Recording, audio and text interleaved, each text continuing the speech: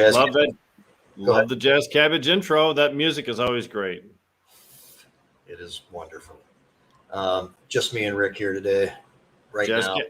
Jazz Cabbage Café. Yeah, more to join us later on, but we are going to get up and running with this limited crew, which is actually pretty adequate, in my opinion. Pretty adequate. We're better than pretty adequate. Come on, man. Fine. All right, better than adequate. So let's jump into recognizing our great sponsors. I do want to mention, not included on here as a new sponsor is 420 Promotions. They hooked us up recently for sponsorship to be ready to hand out some flyers that are actually rolling trays and also fans on a hot day. And they did a good job of having that for us ready for our event last week, and I appreciate it.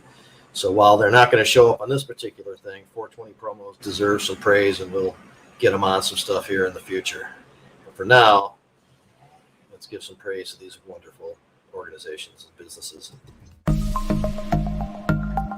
Jazz Cabbage Cafe is sponsored by the Botanical Company, Redemption Canna, Real Leaf Solutions, Detroit Nutrient Company, GrowGreenMI.com.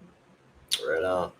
And so Colin has not been around for a while, as some have noticed. He's been taking on some extra work, doing some things, so that changed his schedule. He's still been hanging out, though, and he came up to the Jazz Cabbage gathering at the event last week and hung out with us and helped out. I'm sure he'll be back around whenever he can.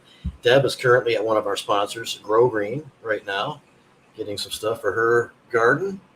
I want to point out that Real Leaf Solutions, Redemption Canna, and Botanical Company are all sponsoring this Bridgewalk that is coming up, along with many other really good companies. Rare is one of them. BDT is another. We can talk about those. And Ryan Bringold is going to be on later on to go over a lot of that stuff as the facilitator, the organizer of this event, and that'll be cool. And also, this coming weekend in Kalkaska area, the Botanical Company is going to have its kind of grand opening for going adult use. And Razor Ray Reyes will be up there providing some music on Saturday. Jack Elliott will be up there providing some music on Sunday. And Darren McCarty, 4-time Stanley Cup champion, will be up there on Saturday also doing a meet and greet, signing autographs, talking to people. He's always very awesome at that, and people appreciate it, and really happy to have him and Ray on Saturday and Jack Elliott on Sunday. And just a lot of good stuff going on as far as that goes. Last week, I thought it was pretty good. We did kind of a continuation of our discussion on police overreach or how to deal with police encounters at large. 2 weeks ago, we had Attorney David Rudoy. Last week, Attorney Josh Covert. Both attorneys very knowledgeable and understanding of these issues, and were able to, I think, give us some really good information on that. People should check those shows out to get some good ideas of how to handle police encounters. There's a lot that goes on there. There's a lot of lying by the police that goes on. They try to get involved into stuff and get you to do things that are not your responsibility. You're ultimately helping them out with their investigation, and to be aware of your rights is very important under those circumstances. And we will talk about that some more in the future, but we did a couple of weeks in a row on it. People should review that. Interesting stuff. We also had Mikkel Goodman on, who's a candidate for Pontiac City Council, the next election, and he was joined by Leah Schuyler, who was helping him out with his campaign, running his campaign. And Leah is the chair for Young Dems of Michigan, and Mikkel is the vice chair. So we also got into some of that kind of stuff too.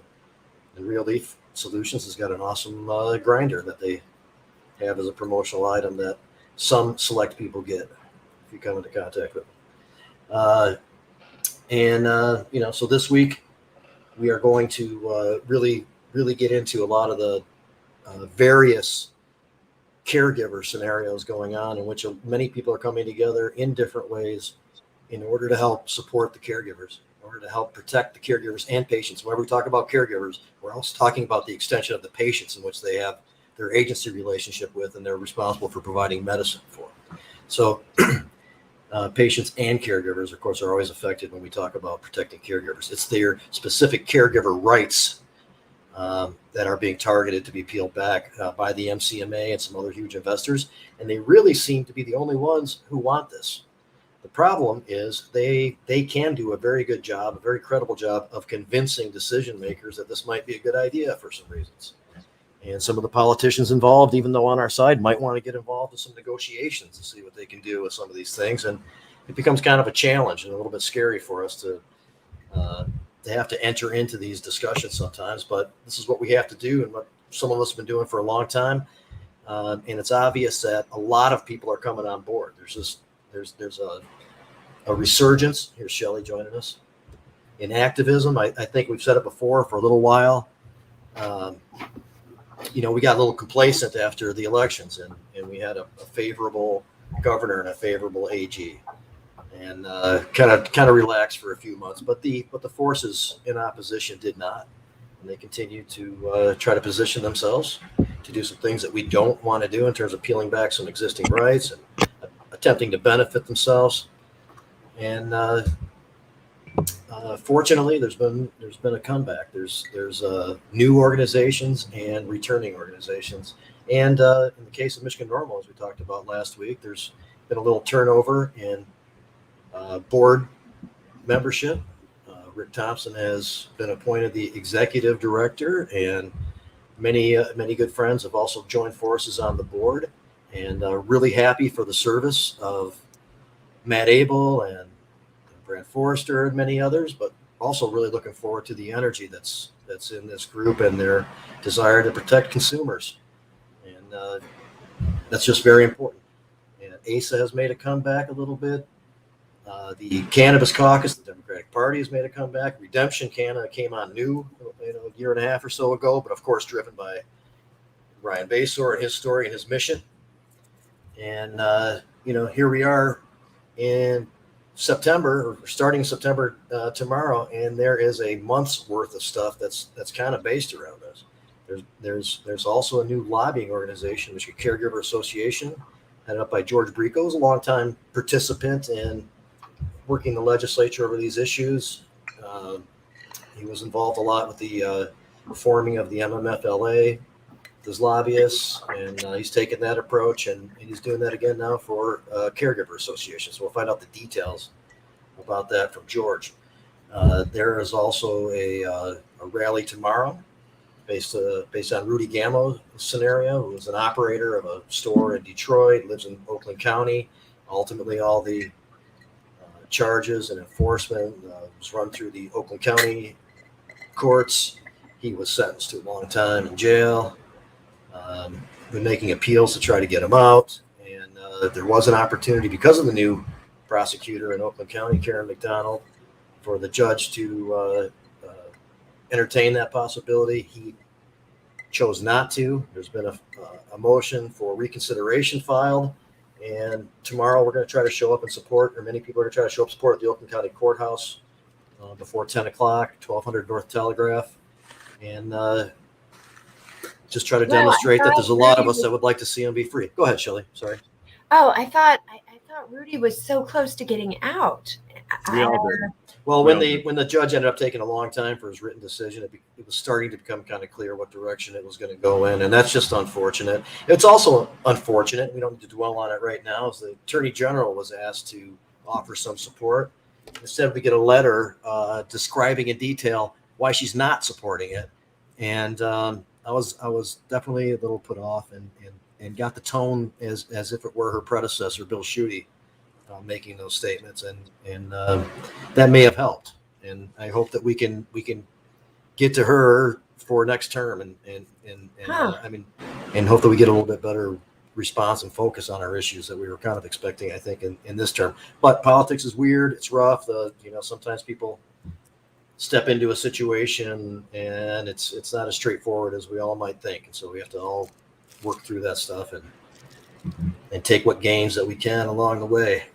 And then Ryan Bringold himself will come on today, who's done a lot of the facilitating and organizing of both the Bridgewalk coming up this weekend and the rally at the Capitol on the 15th. And we'll get into some more detail about that, hopefully inspire some more participation. And then also following the rally tomorrow, at the Russell Industrial, there is a expungement day put on by the Clean Smoke Initiative, and followed by a fundraiser for the Clean Smoke Initiative later on that night. And we'll get the details on that. And either Najanaba or Sahar of that organization hopefully will come on a little bit later in the show and have that discussion with us and talk a little bit more about it. Huh. So I think that's all of the intro notes that I wanted to get to. And I did want to discuss a development that took place recently and get people's opinion on it. I think we're expecting Adam to join us. I was kind of interested in his opinion, although I know what direction he already leans to from having a discussion with him before. But people are very familiar with the white boy Rick story. And Rick, how do you say his last name? Wershey. Wershey. Yeah, Wershey. And he was set up by the police years ago, or so the story goes. In fact, I believe he's going to have a lawsuit claiming this, and was put into a extremely vulnerable position, and it led to him getting years of imprisonment. And for a long time, people thought this was an injustice. We're hoping to help get him out. He did get out, and some people have been able to speak with him and really connect with this guy and this intense story. And it is cool. I'm glad that he's out and all this stuff. But recently, he joined forces in order to get a brand out, a new brand for cannabis with his name, with Pleasantries, one of the organizations that we recognize as participating and trying to take legislative efforts to benefit themselves by peeling back rights of caregivers, and the things that we're actually protesting, rallying, walking, and doing many other things to try to work against. And that now puts him into kind of an awkward position. I really hope that things work out for him personally, but certainly cannot associate with this connection that he's made. We're working against Pleasantries. It's hard to separate these things, other than wishing him personally the best, but not being able to necessarily get excited about this venture. Adam says he's going to be on in a few minutes, but until then, Rick, what do you think about that? Well, first of all, culturally, we don't always get to pick our heroes, right? Now, I don't consider Rick Wershey to be a hero. I'm from Flint, and when white boy Rick was peddling a lot of the shit that he was peddling for the FBI or not for the FBI, it came right to my town, and it caused a lot of problems. So, the fact of the matter is, though, sometimes rule breakers and law breakers, like we all are, we tend to develop character affinities with other rule breakers and law breakers, and he's one of them. I don't recall that white boy Rick ever had anything to do with cannabis, but certainly we've seen other people whose fame was made with harder drugs find success within the cannabis industry, and I wouldn't deny him anything. But just like any other entrepreneur, this Rick Wershey's going to have 5, 6, 7 different projects.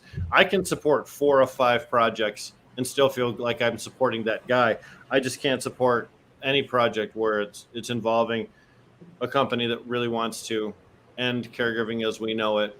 Of course, we've talked to the Pleasantries guys. We know that Randall Buckman resigned as president of the Michigan Cannabis Manufacturers Association, but that did very little to quell our fears about their intents, because in an interview that we conducted on Medical Mondays, he really revealed himself as being someone who very much believes that the caregiver community needs to be regulated or restricted in some way, and that we need to have new rules or new laws put in place to criminalize behavior that average moms and dads are doing every single day. So good luck to Rick Wershey and all of his endeavors, kind of except this one. Yeah. We've I think we appreciate the exposure of social justice issues, the way that he was used, and and there's some stuff that crosses over into cannabis, and a lot of the other like police overreach that kind of stuff. And there's still like a really good discussion to be had, a lot of things to be learned from him. And I hope that he is suing with a valid case and will highlight some of the stuff. And I will get behind that. But I also kind of wish that there could have been a little bit more consideration, more information that he was working with before deciding to necessarily take this direction with pleasantries. And that doesn't resolve their issue for me. Well, I'll say this though, Jamie. Just coming out of prison, having all these people throwing ideas at you, I'm sure there's movie deals he's already been working on. There's other life story things. There's other types of products that are being pitched to him. It's got to be pretty confusing, and to get good advice on every single aspect of what you're proposing to do for yourself, that's got to be tough. So it's okay to make a mistake once or twice, but now that he's been aware, if he has further associations with people that we really think are not helping the industry, then that'll be a more definitive viewpoint as to how little he cares about what we think. Well, I agree. Let me see. Jerry was asking about what's going on Monday. Is there a certain campsite? It's, as far as if you're staying overnight, Sunday night, the Bridgewalk starts early in the morning. Goes on, a little bit into the day, but generally you hit it pretty early. And there's no particular place to stay that's available that I know of. But there is a place in the area that has been secured for us to hang out. It's like a pavilion, and on the Bridgewalk Facebook page there is a picture and a map of exactly where it is, and that'll be used for the barbecue. We'll get into this later too, on Sunday, and maybe meeting before people go on the walk, and then afterward there'll be a place for people to reassemble and socialize and network and get some donuts and coffee and water and stuff like that. So that can be found on the page, but we'll get into that a little bit more too when Ryan comes on later in the show. Wear comfortable shoes because it's a lot of time on your feet, and there is no place to sit down. There are no restrooms. There are no breaks. You walk the whole time, so be prepared. Shelly, are you coming up to Bridgewalk? I don't think so, because it's Labor Day weekend, right? Yes. Yeah, there's children involved visiting. All right. What are your thoughts, if any, on White Boy Rick's situation with pleasantries? I don't know.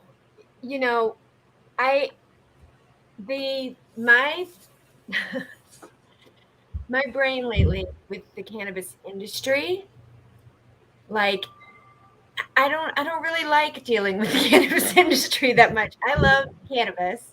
I like farming. I like the plant. The industry's kind of turning me off, to be honest, in the last 6 months or so. Some people are awesome. But it's such a gold rush. So I've had so many weird experiences, of just meeting someone and immediately knowing they're in the room for the wrong reason. Right. Well, that's a good point. Or seeing something shady happen and going, oh, we're not going to do anything about that because people are just moving along, building an industry right now. And everybody's a little ambitious and right. You know what I mean? It used to not. So there's a couple things there that is important to. There are some people that say industry bad, caregiver good. In the industry, there's a lot of variation, and there's really only a few that are really bad, and those are the MCMA, Pleasantries, Loom, these other large investors that have been acting in certain ways that we can determine, and openly making efforts to peel back things that we've achieved, create more restrictions and burdens on things. So there's the litmus test right there. Yeah. And there are many that specifically go out of the way, Botanical Company included, Redemption, Real Leaf Solutions included, our sponsors, that still protect the caregivers, are not concerned with other activity, and are going straight forward, handling, their own normal, business that has to be taken care of in navigating as well as possible in this emerging industry, while not spending too much time and energy and focus on, other groups of people doing different things and different activities somewhere else. the message that we try to give the MCMA people, maybe you'd be better served than giving a bunch of money to Linder and putting a bunch of money in to try to hurt caregivers or anybody else who's not you, because of course they go on to try to make it more difficult for small businesses to flourish and all types of other evidence that we have. And worry about, as Rick said and is quoted and grown in, something akin to worry about creating a quality product and providing it at a fair price with good service. And they'd be better off. And I know the botanical companies doing that, and these other companies that I mentioned, generally aren't concerned about, this issue or believe that it's going to benefit them if we squash other people. Go ahead. Sorry. The last month we have sales figures for was July of 2021, July last month. And the regulated market grew by $20 million in a single month. Now, I also have noticed maybe 4, 5, 6 different communities have said yes through ordinance languages to cannabis businesses of one kind or another across the state of Michigan. The industry is robust right now. It's growing by leaps and bounds. So to want more than a $20 million a month increase seems greedy, right? Seems like people who are never going to be happy. Pardon, Yeah. Shelly? Yeah, I guess it's the reality that I left certain jobs in my life because they were so overwhelmingly ambitious and capitalist in my face, and people were doing anything to get ahead. And this industry used to not feel like that so much. It was more about activism and everything. But now that it's activism and every kind of marketing and everybody trying to get ahead and everything like that, it's just a little exhausting for me. Right. So I haven't been up on like what brand is doing what, because I have access to medicine from random growers and whatever. So I don't know much about it, and it's kind of by design. Like I'm just like, you're content. You Whoa, don't need to stress out over that stuff. Stay above the fray, right? But yeah. You did mention, like, and you see these things going on and nobody's doing anything about it. What kind of stuff are you talking about?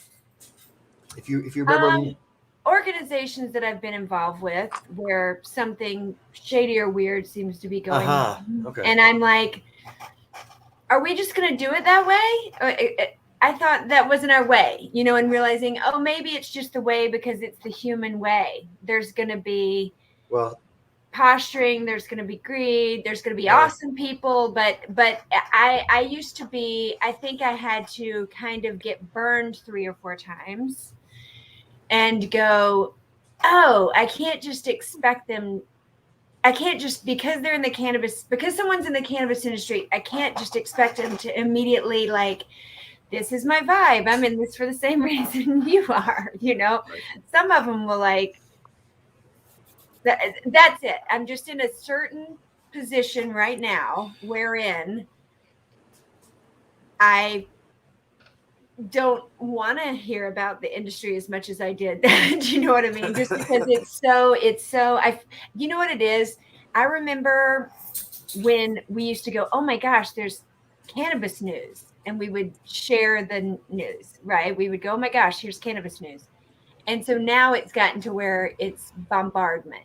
Do you know what I mean? It's 24/7. If you follow this person on Instagram, if you listen to that show, and I do want to know what's going on, but I also feel like I'm being marketed to 24/7. That used to not be true.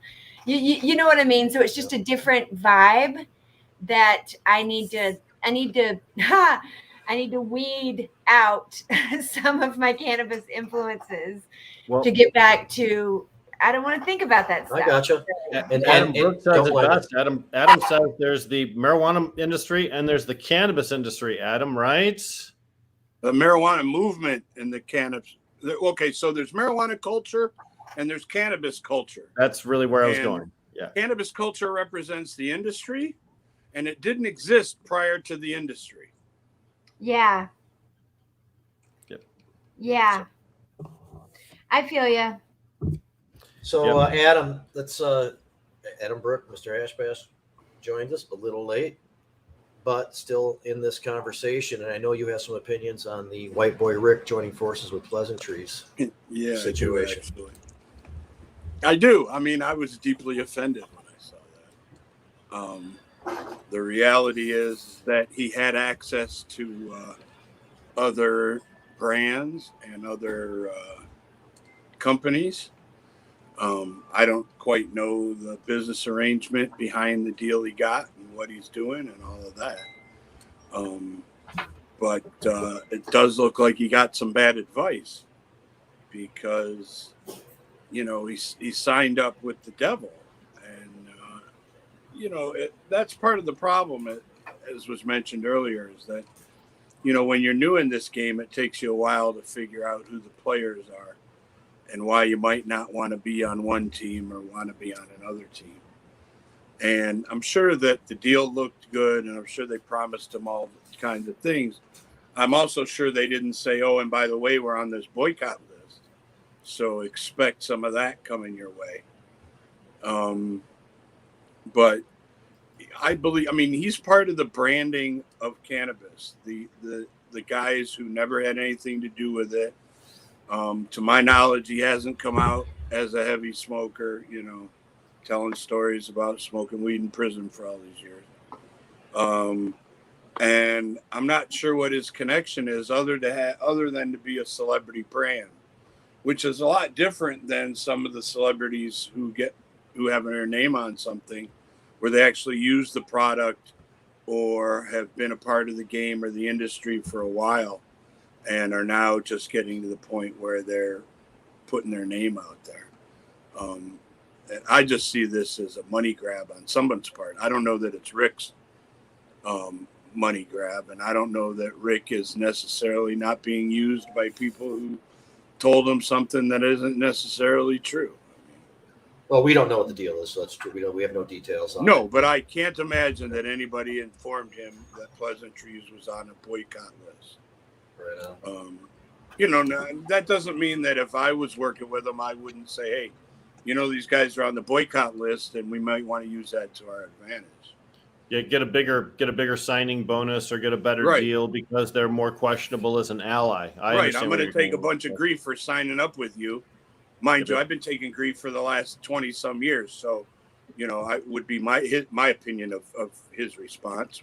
So taking grief ain't the issue. This does nothing to Rick Wersey's character. Okay. Signing up with Pleasantries, I don't believe affects his character in any way, shape, or form, even amongst pot activists. I think that most of us look at this as a bad business deal. Probably. Well, I mean, would you be excited about if he were? Would you then believe him to be an attraction at an event necessarily after this?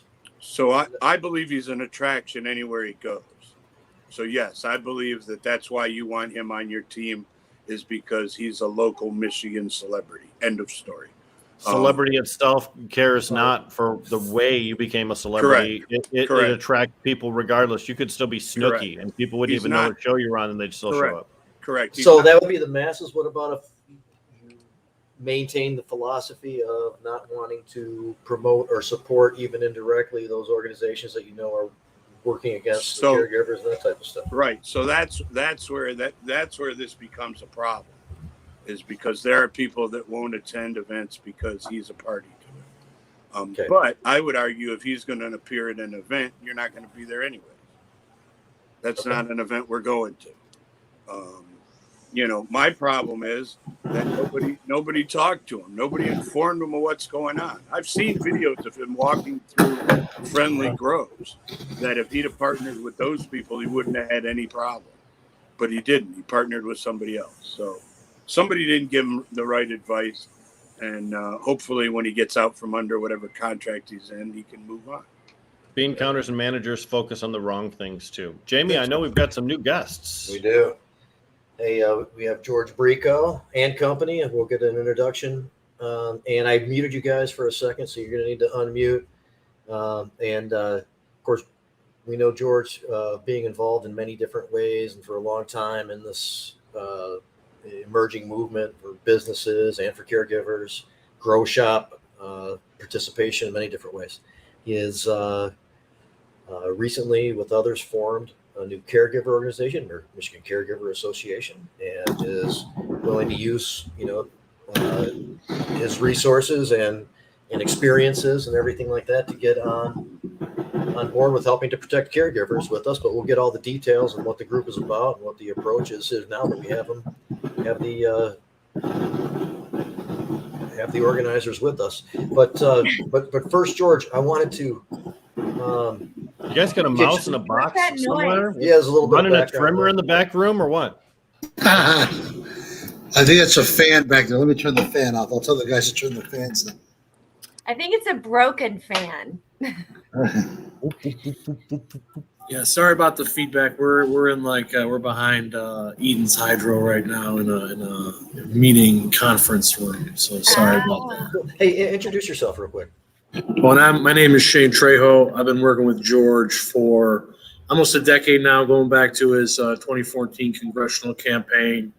Was involved with Campaign for Liberty with George. I know I've seen you at a few of those meetings, Jamie, back in the day. So, just trying to do what we can to make sure that there isn't a corporate monopoly takeover of the marijuana industry. Legalization has been a good thing in many respects, but it's opening the door for, marijuana to become just like any other industry that is essentially monopolized by big business. So that's what me and George are aiming to prevent with our outreach program through the Michigan Caregivers Association.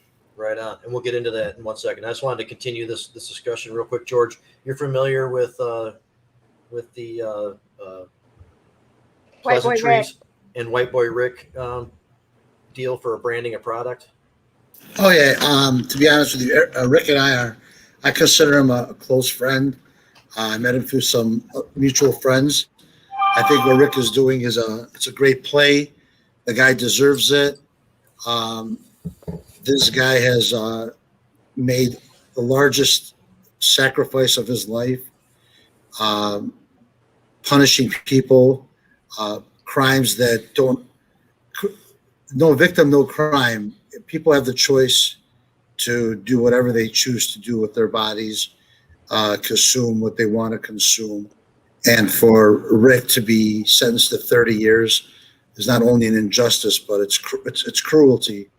And I think it's the great thing for him to have the opportunity to bounce back and start to rebuild his life and start to, build a future, a financial future, a stable financial future.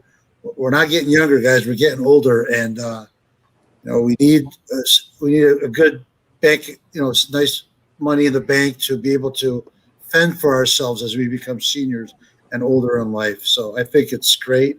I heard the good news from him, and I was very, very happy for him. I was kind of upset I didn't get to him before they did, but it is what it is, and it happened. I congratulate him.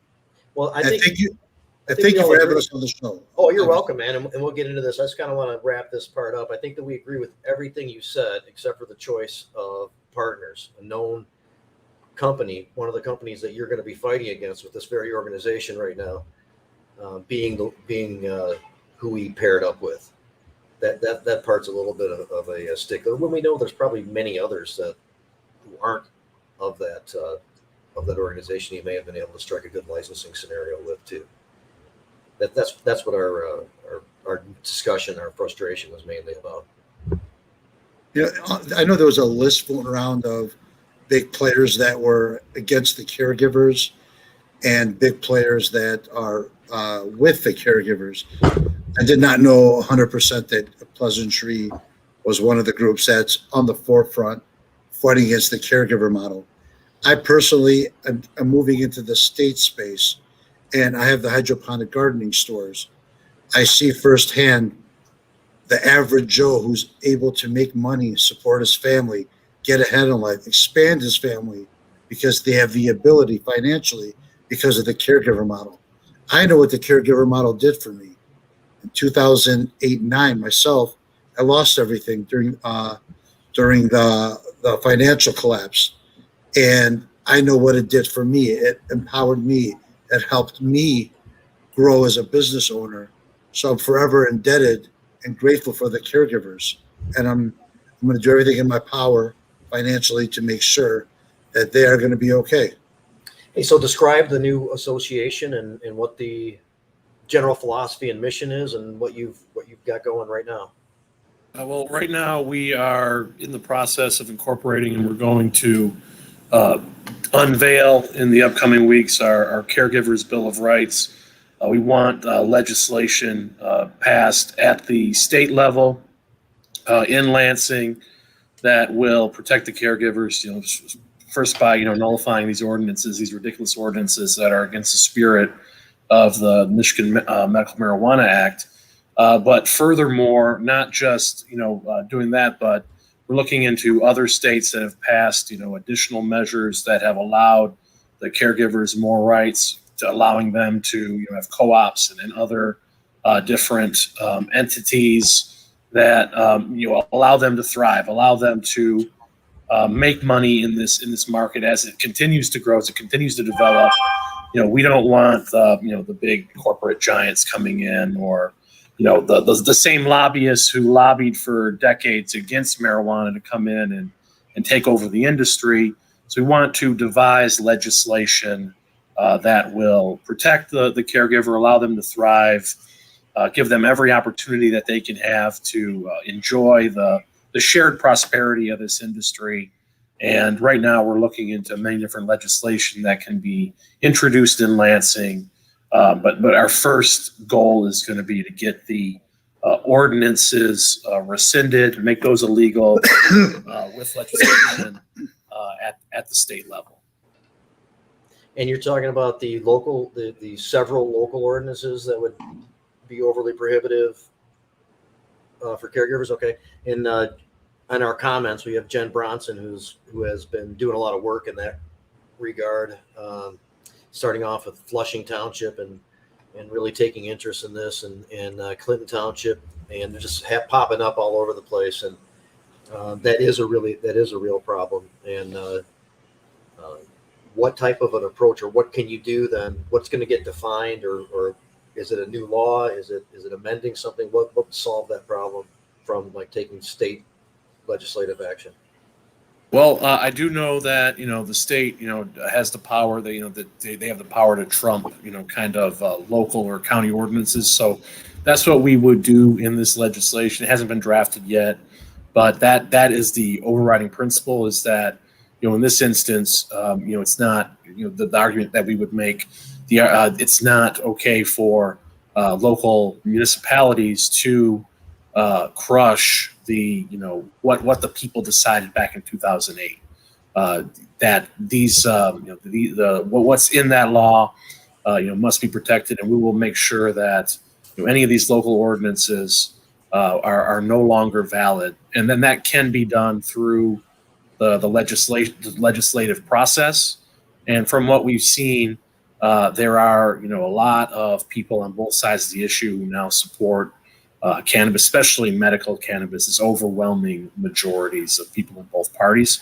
So what we're going to try to do is, instead of doing what people have done in the past, throwing money at different lawmakers, at different organizations, that only works until someone comes along with a bigger paycheck. So we're going to be focusing on is lobbying the people, making sure that the politicians who don't do the right thing are hurt. They feel the pain, whether it's in their pocketbooks or whether it's in their districts, among their constituents, in primaries. That's what we're going to focus on, is making sure that the power of the people is expressed toward these lawmakers in different ways, that they'll know that if they don't do the right thing, that they will be punished in their districts. And I think George, with his larger than life personality, will help with regards to making people know who the problem is, and making sure that that they pay a price. If they're scared if they don't go along with the lobbying, the big money power, the lobbying power in Lansing. But I think when the people are activated and they know that the problem is, it's gonna be a game changer, and then we'll be able to get these things through. Anything to add, George? Yeah, well, we saw what they tried to do when the MMFLA was passed. You gentlemen were all there, Rick, Jamie, Mr. Hashbash. You guys saw how the legislators would hijack the bills. We saw how much effort they put into sneaking things in we know their MO, we know their play, and we're not having it. We didn't have it then. We're not going to have it now. And like Shane said, we're not here to donate to a politician. We're done with that. We need to go for them. We need to let them know, you get in the way, we're going to plow you over, expose you, and do everything in our power to let everybody know what kind of a horrible legislator you are, and against the will of the people and with the corporations. It worked in our industry. We have a huge activist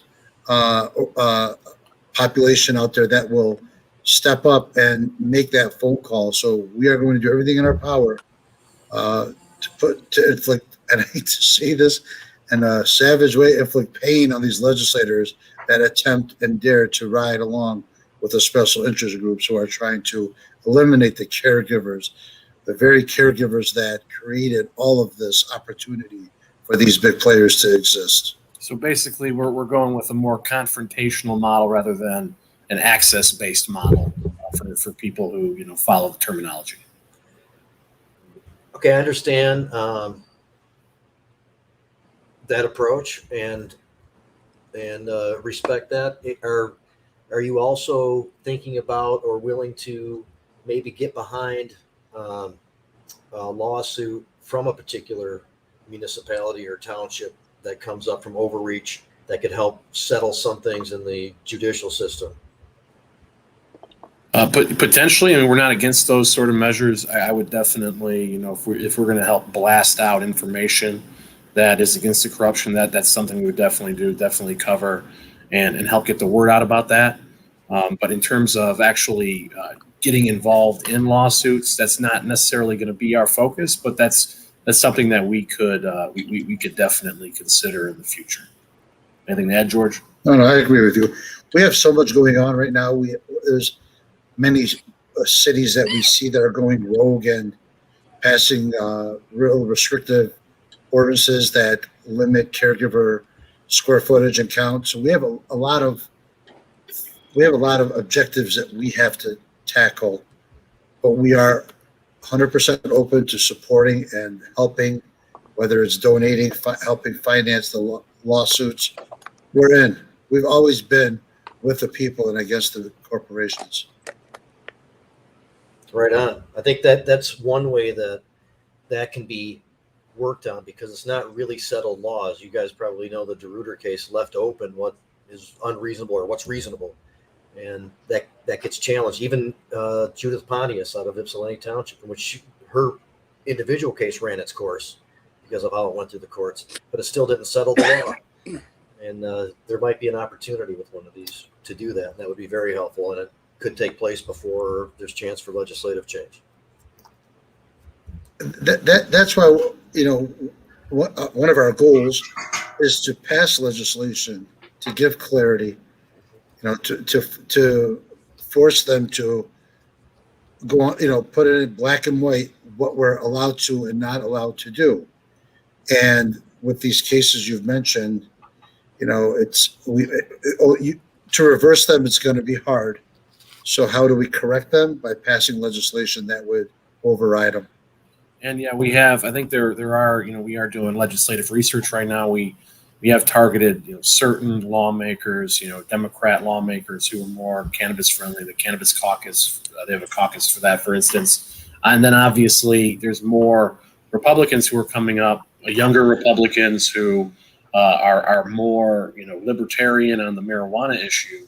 So kind of bringing those two groups together, getting bills sponsored by those two groups, and then getting the activist base engaged, and making sure that we're not all bickering with each other, getting angry with each other. We all kind of have our arrows, so to speak, focused at the bad guys, and then providing that coordination and making sure that the people in the middle, the ones who might be not necessarily owned by the bad guys, but might be reticent to joining these sort of operations, that they know that if they do not join, if they are not on board with this, then it's going to be a huge problem for them, and could affect their bank account, their donors, or even cost them their jobs in the primary or lose the next election. So it'll just be constant pressure on these people while working to kind of unite people on both sides who are amenable for the industry. Death by 1,000 cuts. Exactly. So what's the status of the legislation that you propose to introduce? Is it in the writing stages yet, just doing research? And if you don't mind answering, this is legislation that would probably amend the 2008 Michigan Medical Marijuana Act. Is that true? I don't think it would amend the 2008 Medical Marijuana Act at all. Right now, just in the research stages. But yeah, it would not. It would just invalidate all ordinances that would go against the Medical Marijuana Act. So it would essentially enforce the Medical Marijuana Act and remove the ambiguity that's kind of being exploited right now to allow the act to be undermined. But yeah, we do have lawyers who are looking over the right now all the pertinent details so that we get this completely correct in our model legislation, so that it doesn't intrude on the Medical Marijuana Act. It doesn't override any of the solid provisions in that. So that's definitely something that we're very much aware of as we craft legislation. Is that a 2021 thing we can look forward to, or is that probably something next year, the second year of the 2-year cycle? It will probably, realistically, it probably won't be heard until next year. The way the legislature moves and how slow they are to take up these bills, particularly now with the pandemic. It seems like things are moving more slowly than ever. So yeah, I would expect 2022 be the year that this bill and other bills that by the MCA start moving through the legislature. So George, what is the specific lack of clarity that I'm asking this for a very specific reason. So what is it that you think would clear up and protect the caregivers that's not there now? Well, if you look at the initiative that was passed, nowhere in the initiative listed a limit of plant count. We have cities that are, and also nowhere in the initiative does it say you're limited to 20 square feet or 200 square feet. Like, for example, Sterling Heights, how rogue they went, how crazy they went. We need to stop these legislators, policymakers in these local cities from eliminating the caregivers. And how are they eliminating them? They're putting restrictions on them. I know many people, my stores in the Tri-County area. Do you know how many people have told me that their grow was shut down because the city doesn't allow me, for example, not to have 2 AC units in my home? So why are they being punished? Okay. Why are they being punished for having another AC unit in their home? What's so wrong about having another AC in your home? Sterling Heights is one of our very first focus that is an example of how things should not go, how it should not be. So that's our goal. We need to hold these city officials accountable with their objective, and we all know that they're being influenced by the big conglomerates in the marijuana business. They'll pretend like, oh, we're here for the people. We're here to stop what's going on in our city. That's not the case. They're doing it because some major player in the marijuana state license space is in their ear, prepping them, planning them, making promises. Maybe not now with donations, but promising them things after things are done to punish, eliminate, prohibit the caregivers. Yeah. And thanks, Jen, for your examples. Jen Bronson. Those are good examples too. I get it. Yeah.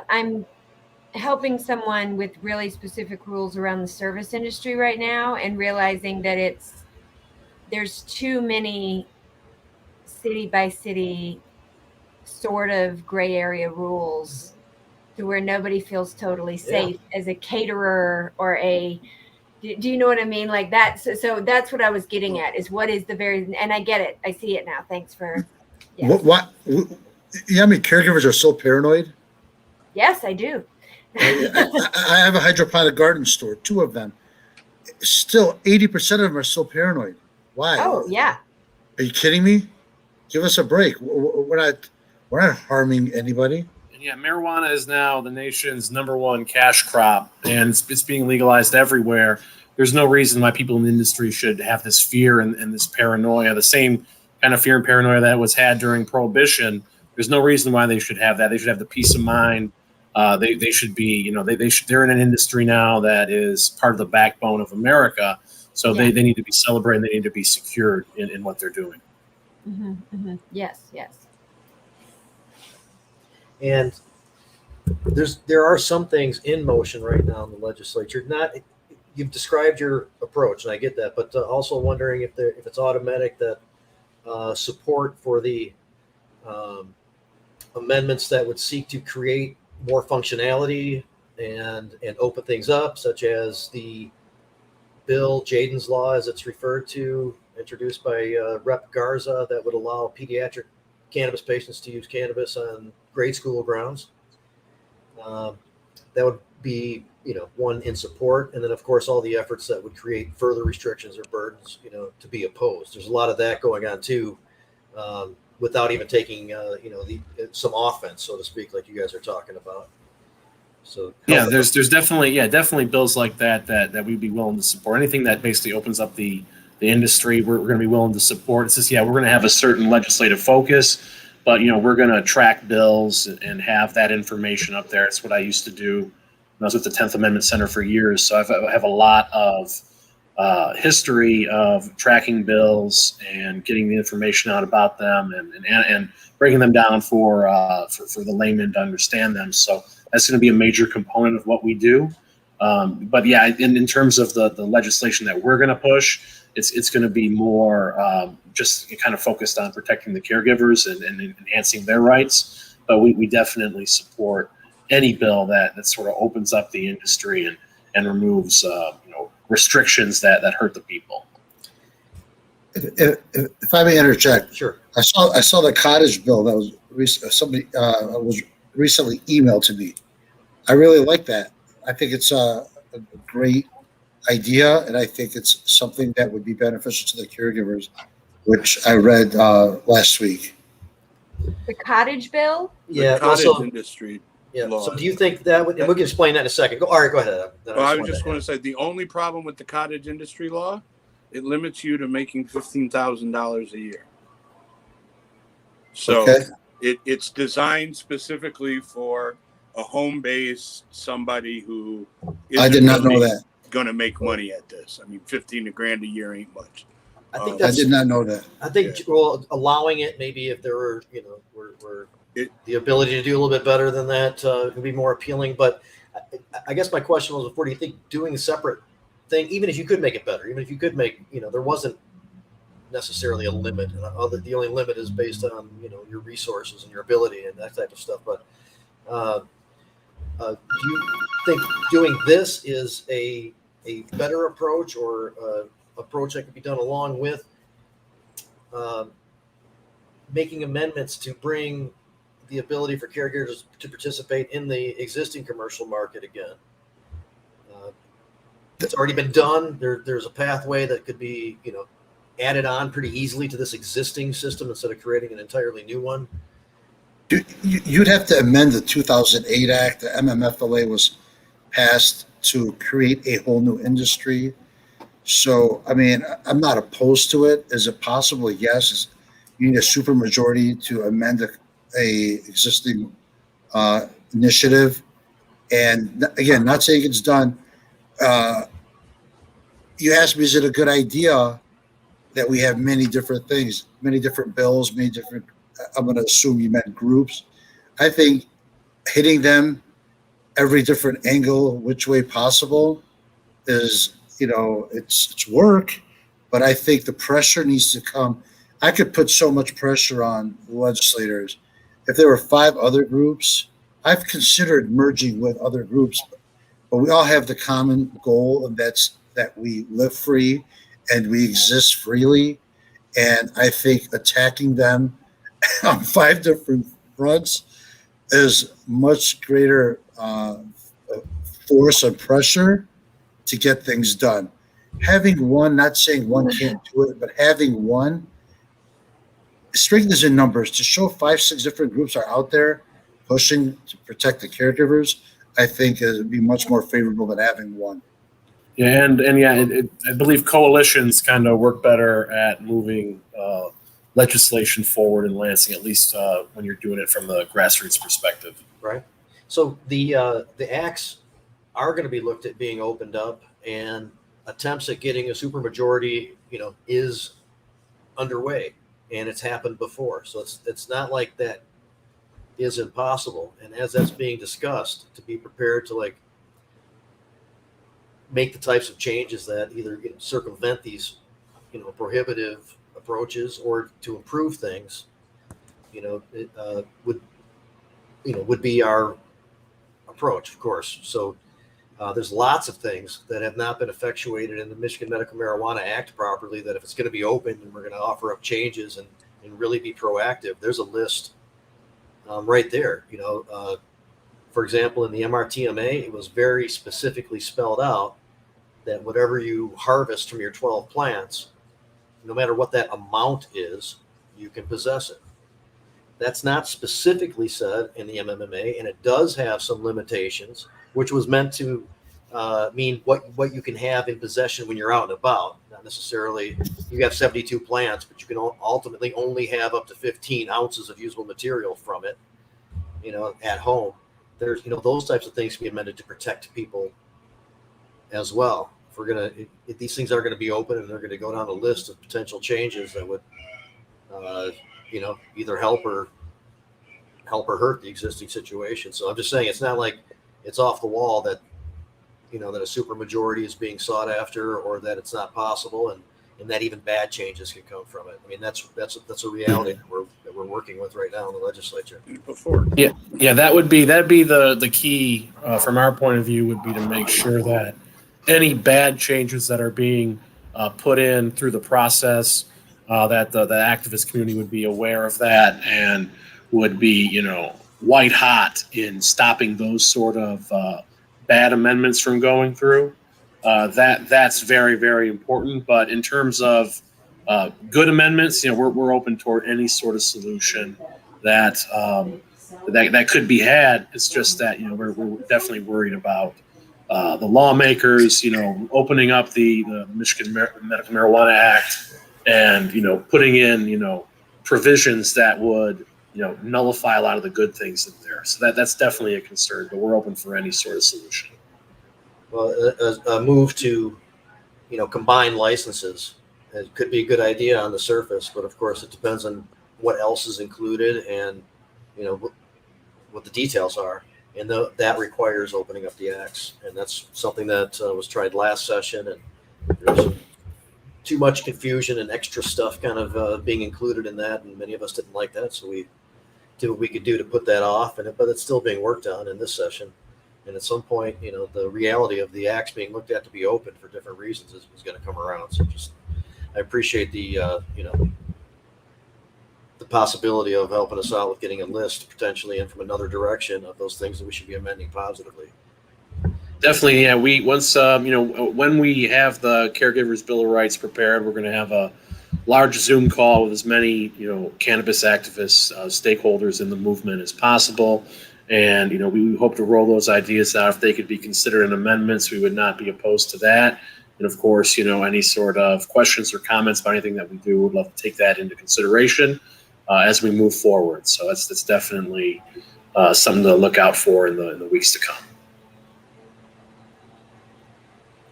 You got anything to say, George?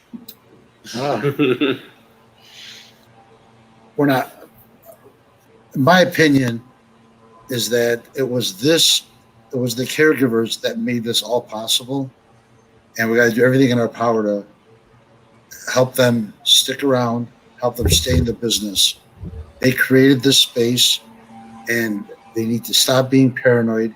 They need to be able to come out, help us, give us their input, their insight, and we need to push back as hard as we could to save this industry. Where can people get in touch with you guys, or hear what's going on, or where are you going to put out information for people? Probably the best place right now is through social media. We haven't officially launched our website yet, but check us out, Michigan Caregivers Association on Facebook. We're on Twitter, TikTok, Instagram, Mich Caregivers, MICH Caregivers on those platforms. So check us out there. We're putting up content, and soon we're going to have a web front up where we can take donations, and we're putting up our Caregivers Bill of Rights in the upcoming weeks. Very cool. Anything else you want to include before we move on? Any plugs, George? Well, if you guys could support all the local hydroponic garden stores, engage them, let them know that, do they support the caregiver model? I see many of these small businesses leaning towards the larger grows. Make sure you support small business. Any dispensary that you guys see out there, ask them, do they support the caregiver model? Do they support the caregivers? If they don't, stop patronizing them. They could be behind the scenes trying to eliminate the very person that's shopping there that also has a grow in his basement. So keep it local, support the small business, stay away from the large corporations. Right on. All right, George, I really appreciate it. Shane, thank you guys very much. We'll have you guys back. We'll get an update on what's going on. We'll check out that Bill of Rights, and we'll be working together in some way or another, helping to protect caregivers. Thank you for having us. Thank you. All right, man. See you guys. Thanks. And with that, so before we get moving too much in with Ryan, please feel free to participate in this conversation. I know that you were listening to this conversation. Does anybody have any thoughts, feelings on this new organization and its approach in the midst of everything else? Oh, Rick Thompson. I'll take this one. No thoughts at all. I mean, to be honest, I like their attitude. I just don't think they realize how it works. Well, I will say this, that it's possible to do a good thing badly, and you can have the best of intention and then use the wrong tool for the job. And I'm hopeful that they will do things that make the caregiver situation better, not worse. Right. And I mean, I wasn't going to say it because I didn't want to ask George because I know the answer. But the reality is that there's 30,000 caregivers. And we're talking about a lot more than just caregivers here. And it all applies. And the MCMA and groups like them don't have to talk about it, but they're going after the non-licensed, non-caregiver home grower who doesn't care what the law is. All cultivators, all home cultivators. Right. I mean, they're going against guys that know that they can rent a warehouse and do this and not have a problem. I mean, they're just going after anything that's not them. And this is huge, and it's so huge that there are huge there are huge indoor gardening supply companies now all over Michigan. I mean, I used to have a shop. I had the only grow shop in Ann Arbor at one point. And, now they're everywhere. Why? Because everybody's doing it. They're like sex shops, for God's sakes. They've come out from behind the curtain now. And, everybody knows what's going on and nobody really cares, except the people that are trying to influence the industry for their own gain. Mm-hmm. And Yeah. shape the laws for their own personal advantage, right? Right. You know, and it's not like they're basing it on some industry that made sense. You know, you can't say, well, this is how we did it in the past, because that's not how we did it in the past. Yeah. The other thing, Adam, too, there's no incentive coming from the marijuana regulatory agency to change caregivers. Director Brisboe said they're not advocating for any caregiver changes. No. It's not coming from the health department. There's no health emergency associated with cannabis, whether it's regulated, unregulated, whether it comes from aliens or from your brother Al, doesn't matter. There's no problem with cannabis. And No. there's just no one other than the MCMA, even the MICIA, which is another huge cannabis industry organization, said we don't need to change the caregiver laws. It's just this one very small group of men, let's face it, small group of men that want to make this change. Yeah. And it's unfortunate because, you know, this was built by many more people than it's going to take to bring it down. This small group could bring it down if they got their way. It was built by tons of people. It's the money. Hey, It's always the money.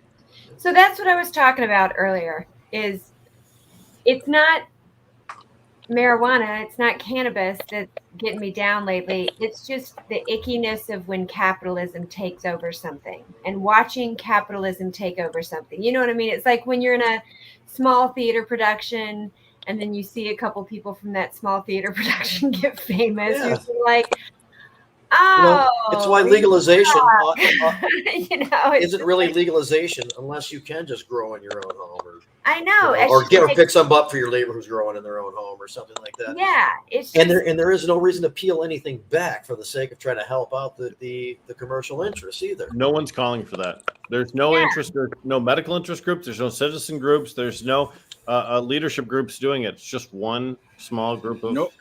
Nobody has yet to say, look, you did this. Here's the negative impact on what you did. Here's the change we want to make. There's still no bodies. There are no bodies. Some of the reports that I've read cite Oregon, Washington as models of how an unregulated market causes damage to the well-regulated market. And I think they're using models that don't fit Michigan sometimes.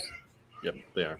The other thing, too, is that our culture is that of rule breakers. I mean, let's face it. You can pass whatever rule you want in Lansing, in New Bedford, in Flint, and they don't care. You know, Lathrop Village. Is that rule going to be honored? Are people going to roll up their grows and go away? Probably not. So you're not really accomplishing what you set out to do, which is reduce the amount of cannabis being grown. All you're doing is increasing the criminality of the common person doing the growing. Yeah. And I thought that was the big goal here, was to get rid of that criminality, which is why when the words like legalization are used, I'm not really interested. But when I hear things like descheduling, now we're talking, because once you deschedule it, you then have no reason to classify it under these other laws that made it a crime. Yeah, So it's just we need to do this in the proper order. And legalization, where people are having permits and licenses and paying taxes and all that, they'll figure all that out. I'm still concerned about the 3 or 4 or 5 times as many outside of that are playing the game, that still have to look over their shoulder, because depending on what you're doing, you never know who's coming in for what. Still to this day, as crazy as that sounds. Jamie, do you mind if I introduce Ryan? I'd be happy to introduce him to the show. I don't think Ryan would feel comfortable with that, but he's ahead anyway. Smiling like he likes it, though, because I've seen that smile before. No, I've known Ryan for a decade. He and I were radio partners with Steve Green and Denise Politella, actually, way back in the day on the real radio, and then transitioned into some internet radio work, too.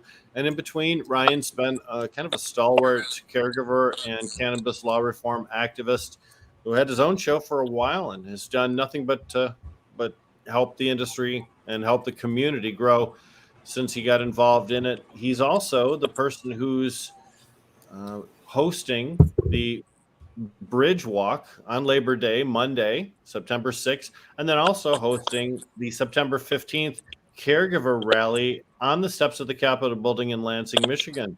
Ryan Bringold, welcome to Jazz Cabbage Cafe. Thank you, ladies and gentlemen. I appreciate the opportunity to be here.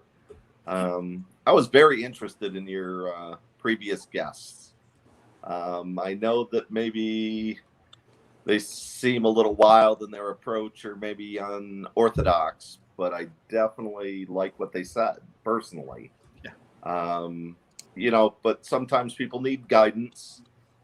We all have our ideas, and you know, those ideas, as good as they may be, still may need to be fine-tuned. So I would say that those gentlemen are on the right path, but you know, they may learn as they go what's more helpful. Well, I'll say that both George and Shane are very well established as far as their reputations and their history. So these guys aren't learning as they go. They're already very well schooled.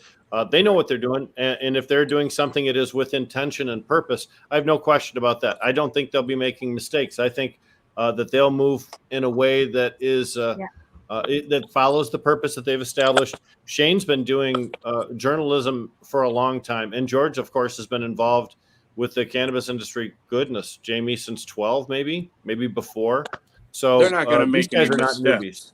Yeah, they're not going to make any missteps. Nope. And they are get where they want to go, but they're not going to make any missteps. Right, and they are reaching out a bit. And I know that I got a call from Shane a month or so ago when they're starting to organize this, just for some ideas on some things and input. And he was doing that with others.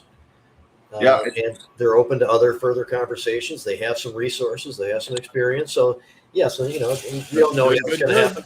Yeah, we don't know yet what's going to transpire and how these approaches are going to play out. But, you know, I'm happy that they look at it as another approach, another prong in the attack, you know, and they have experience and resources. So, you know. In a time when we're begging people to participate in government, if we were to criticize people for participating in government, how hypocritical would we be? And we also don't get to choose everybody's method of expression. We all have different things on the spectrum. Some of us may be more moderate, some of us more volatile. Everybody has to be represented to the way that they feel comfortable. This is the American way. So just making an observation, and that was all. That's why I didn't want to say anything. I'm also happy trying to implicate anything that anybody said as being bad or negative at all. Right. Again, you guys, you do good work. Most everybody on this panel I know, and I think you guys your hearts are in the right place, and that's what's most important. You know, but real quick, let's get to what I'm here for instead of talking about your past guest. Michigan MiNORML Bridgewalk. That's the traditional Bridgewalk. MiNORML is involved again this year, like always. Unfortunately, I caught the board in a time of transition, which kind of delayed how I could use their name. I didn't want to do anything without, you know, the authority of the board approving that. So just the slogan of Michigan Caregivers United was something I could put on the shirts to move forward. Of course, MiNORML was able to get the votes and help us out and become a part of the MiNORML Mackinac Bridgewalk, which will be happening this weekend. Saturday is the 5th of September at 4:20. We'll have a barbecue at the Lighthouse Point Park, also known as Michilimack Park or Colonial Park. Whatever name you choose to call it, it's the south side of the Mackinac Bridge. There's a large park there, and we will be having a meet and greet barbecue at 4:20.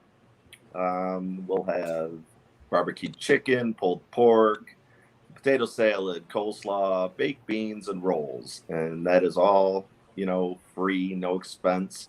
That's for Bridgewalkers. We tend to gather in a decent sized group and others walk up, but of course they're welcome too. Everybody's welcome. You know, it's about friendship and just being kind to your neighbor. So that's happening Sunday. Monday, we get up early. You need to meet at the Trailhead Pavilion at 7 a.m. in the morning. You will be given your Bridgewalk shirt at that time, nice cold bottle of water, and be sent on your way to walk. By the time the walkers return, there'll be donuts, snacks, juices, coffee, creamers, sugar, anything that you would like to have as a refreshment. And there's a great local bakery that will be supplying dozens of donuts. So it's a really good event. It was created or started with Bev's Chadwell. Let's see, Brad Forrester, Ron Langworthy. You know, great guys. They were the ones that were there when I first started doing the walk. So there's a lot of good people that started this tradition, and it's one that I love. So I'm proud that Brad reached out and asked me to be involved in it again. And the weird thing is that little phone call, just one phone call from Brad, turned into something much, much bigger. Within 24 hours of announcing a Bridgewalk, I had people messaging me on Messenger privately saying, you know, Bridgewalk is nice, but why would MiNORML spend money on something so insignificant? And I giggled a little bit and I said, first of all, MiNORML's really not wasting money. They kick in some for the t-shirt and I go out and look for the rest. And that made people feel better because they didn't want to see their resources being dwindled on something that was fun, but maybe not so proactive in what they felt their issues were. So after a couple people reached out and said, you know, we feel that something more important should be happening.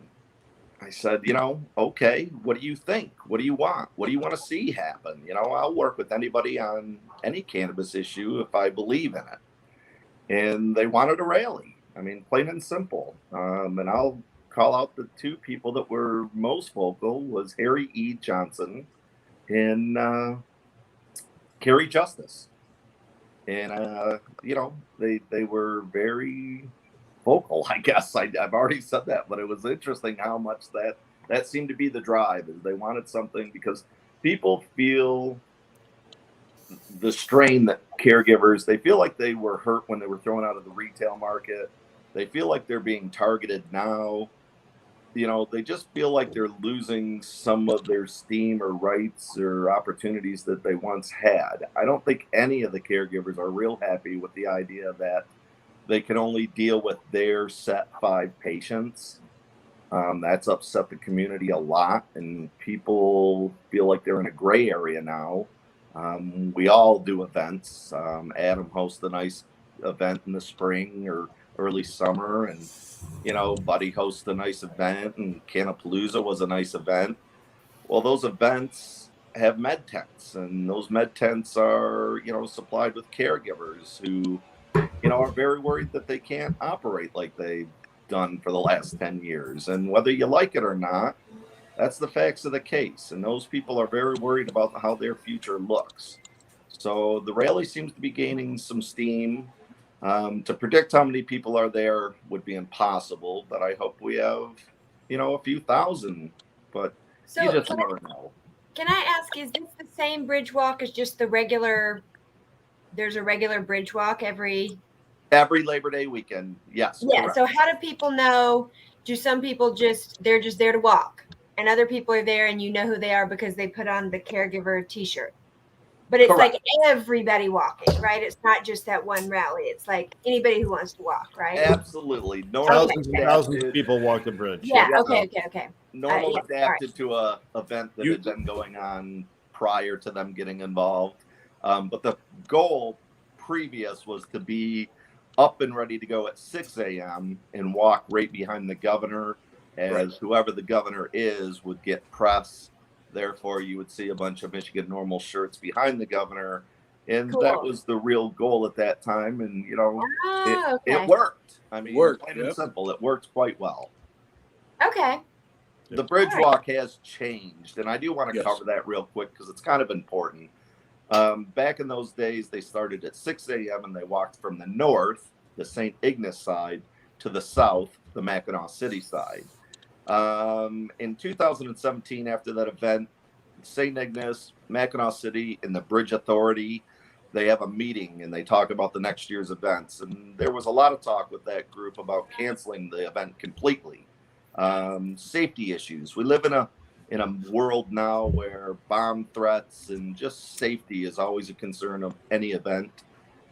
Those groups came together and they decided that they would still allow this event to happen, but they would change the process. Instead of busing people from the south in Mackinac City to the north so they could walk back south, they completely shut the bridge down. And now people walk from Mackinac City back to Mackinac City, from St. Ignace back to St. Ignace. And for those people that are early risers and super enthusiastic, they can walk from the north to the south and back, or vice versa. It just depends on what you want to do and how much walking you want to do. So Michigan 10 miles. Yeah. Used to start at the north and walk south, but this year we're changing it up. We're going to start in Mackinac City and end in Mackinac City, just because of convenience sake. But you could start on St. Ignace side, walk over, join us. Absolutely. You could, but then you'd be trying to figure out how you're going to get from Mackinac back to St. Ignace. Right. Correct. There is an option, and I hate to even throw it out there because I would like everybody to be together in Mackinac City. But people, it's your event. You do what you want to do. I'm not here to tell you what to do. The option, if you want to walk traditional north to south, the Starline Ferry and Shepler's both offer tickets from Mackinac City directly to St. Ignace, and they will bus you to the flagpole area where they start, so you can walk from the north to the south.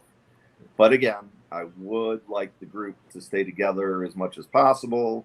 Meet at the Trailhead Pavilion at 7 a.m., get your shirts, and walk in force together.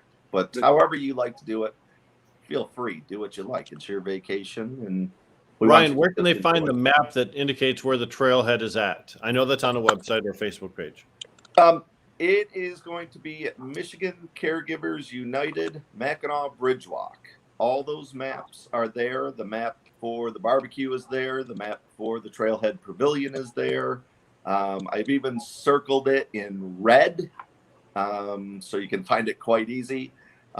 Just as a frame of reference, there is only one Burger King in Mackinac City. The Trailhead Pavilion sits right behind that Burger King, and we sit exactly west behind Mackinac Crossings. If you're familiar with Mackinac Crossings is the walk-through mall. So we are sandwiched between the closed-down Burger King and the Mackinac Crossings Mall. Ryan, for people who are not capable of making the walk but still want to participate, they can come to the trailhead and then be what we like to call welcome crew or catching support crew, staff, as people that are there just to support and show love to all the folks that come by. Absolutely, because again, there's people. This is take the COVID year and the canceled year. We're 10 years into this with Michigan MiNORML. Some of us who started 10 years ago aren't in the best of health or have that ability to walk anymore. So we welcome them to stay back at the Trailhead Pavilion. That's another nice thing about having the opportunity to have this building, is it's a place where we can just be there to talk to people that don't know who we are, explain why we're there, and bring others into the fold. So it's a real nice opportunity. You don't have to be a walker. We want everybody to show up. If you choose to walk, fantastic. If you choose to be part of the support and welcome crew, fantastic. Just show up and be there. It's for your benefit, your pleasure, your enjoyment as much as anybody else's. And what happens is energy creates energy. And every time, Rick and Jamie, you were there in 2018, and let's just be honest. There was a handful of us. We didn't have the turnout we thought we would have. But what did happen is we reached out to 100 people that we would have never talked to. Right. And truly, that is the goal, is to get people that don't know who you are and what you're about and what you stand for to support you. And they Donuts help. did. We gave over donuts out to people that put them on the spot and walked as Michigan MiNORML people when we really needed them, because we were working on the rec at that time. Yep, working on the ballot proposal, trying to get their votes. Exactly right, Ryan. Ryan, do y'all have a Instagram Michigan Caregivers United? No, Ryan is kind of a mental midget in technology, and I've relied on people smarter than me to help me in those areas, which is ridiculous considering I used to build and sell computers in the 90s. But Instagram is not something that I have. I do believe that Vehicle City has posted both events through their Instagram, but anybody, that wants to do that to help out would be fantastic. I just don't have it because I don't know how it operates, I guess would be the truth. What about Facebook? I'm trying to find something to share. Yes, Facebook, Michigan Caregivers United Bridgewalk. There is a got page. you. Okay. And then same for the rally. Yeah. Lansing rally also. And I will thank Zara Abbas set both of those pages up because, again, Ryan is a mental midget with technology. And she helped me out setting up those pages. So that's why it takes a team, bud. That's why I take a team. I don't know what John's referring to here, but something was great. Something about last night or something. I don't know. He mentioned you. That's funny. I want to say thank you. A few people have stepped up anonymously, and I won't say their names because that's the whole point of being anonymous. And I want to say thank you to those because they know who they are, and you guys would know who they are too. The people that have always been there, always had our back, the people that sent us to Colorado, just different people that have been in the background are still there supporting me, you, and us. I'd like to thank Jen and Josh at Vehicle City. They took a great burden off my shoulders. And, I was hoping to raise enough funds to have T-shirts for both events, food, trying to cover two events with one shirt proved to be more than what I thought it would be. Costs are a little different this year. Things are a little more expensive. So I went out to Vehicle City and had a meeting with Jen, and I was just asking for a basic sponsorship. And she asked, the question, will there be shirts for the Capitol rally? And I said, I really would have liked to see that, but it's just not in the budget. I was shocked at how much printing and T-shirt cost combined ended up being, which, I'll tell you, we spent a little over $2,500 just in Bridgewalk shirts this year, which is a lot of money for shirts. So the budget was getting taken, down quickly just on the shirt side of it. And that wasn't the food cost to get the food there, things like that. So Jen instantly said, we'll do the shirts. And I thought, you must be kidding me. You're going to take that on? And she said, sold. I'll use the logo you want. I'll go get the sponsorships. I will take on the rally shirts for the Capitol. And I said, thank you. I didn't know what else to say. I mean, I wanted to hug and kiss the girl, but I believe she's married and she probably But I was just tickled pink. I mean, she took on a burden that saved me. And I just have to say thank you to Vehicle City because I've been to Dab and Ween there. I've done a couple other things there. They're really nice people. The business model that they operate under is something that I would like to see spread throughout the state. I think it's a great business model.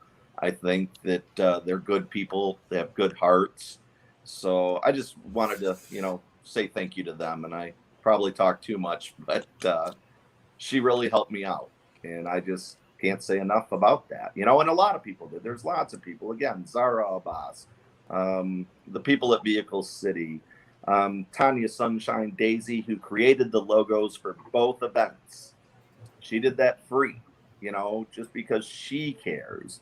Those people are important and they're not looking for recognition, but they need to be talked about because they gave of themselves freely.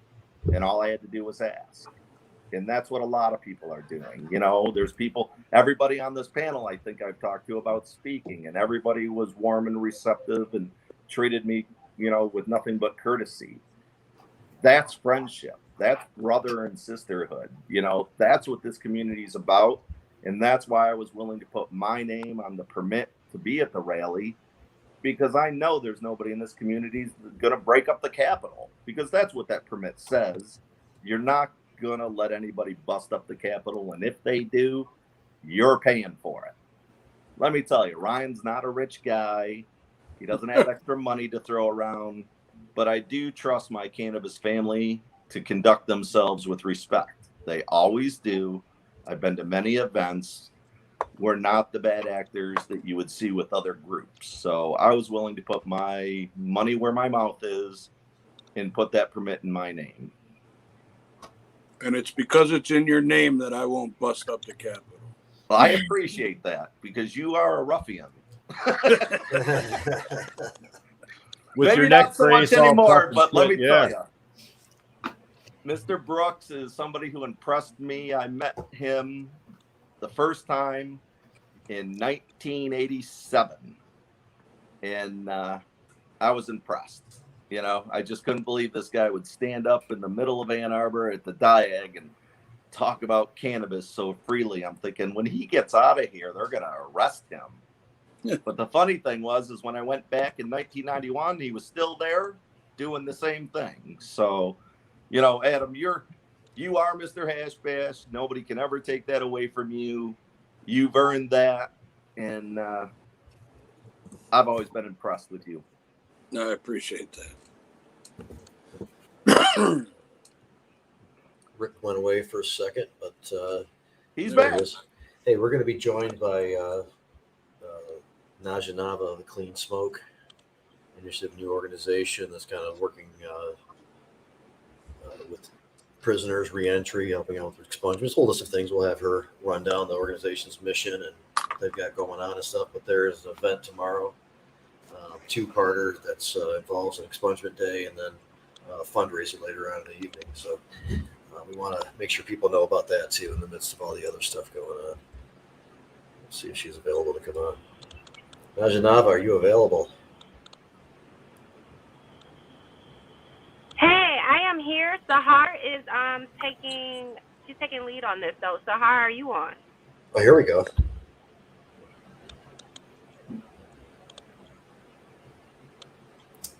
So Sahar did try to come on earlier and couldn't make a solid connection. So she's now working with Naja Nava to come on and be able to discuss this.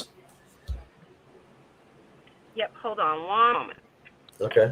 And we've had Naja Nava on before. She's with the Cannabis Freedom Coalition and as well in Detroit here with us. And Sahar is a principal in the Clean Smoke Initiative organization and an attorney, I believe, who recently passed the bar and is choosing to jump right in by trying to help people out. So there's a lot of good energy and focus in that organization. So. And the expungement process for cannabis in Michigan, unfortunately, does require legal assistance in most cases. It really does. It's not as simple as it would be for other types of crimes. Okay, here's Sahar. Okay. Hello, how are you? Good, how are you? Thank you so much. I'm sorry for the technical difficulties. This is my phone cooperating with me. Oh, no problem. I'm glad that you persevered and got on here. So please just give us the basic rundown on the organization, on the Clean Smoke organization, and then what's going on tomorrow. So Clean Smoke Community Investment Project is its mission to take on the effect the war on drugs had very explicitly on the Black communities in the community of Detroit, Michigan. So we believe, like the purpose and the vision, the state of Michigan profiting billions of dollars off of the sale of marijuana and the legalization of the industry, although we still have an a horrendous population of people who are still locked up because of offenses, correct? So in an effort to take on these discrepancies, although all this profit has been made, we're holding expungement clinics, and this is going to be the first of hopefully many. So it's September 1st tomorrow at the Eastern. You can visit the questionnaire to the expungement on cleansmoke.org, and we have a preliminary questionnaire where you can fill out some of this information, so we can look up some information and be able to have a really thorough discussion and give some advice and be able to talk about the future and stuff like that. So So yeah, I know I was just talking for for a bunch. I hope I made a lot of sense and was coherent. Thank you. Sahar, you did great. If there are attorneys listening and they'd like to participate, is it possible for them to contact Clean Smoke and volunteer their time? Of course, yeah. You can email me directly at Sahar, SAHAR @cleansmoke.org,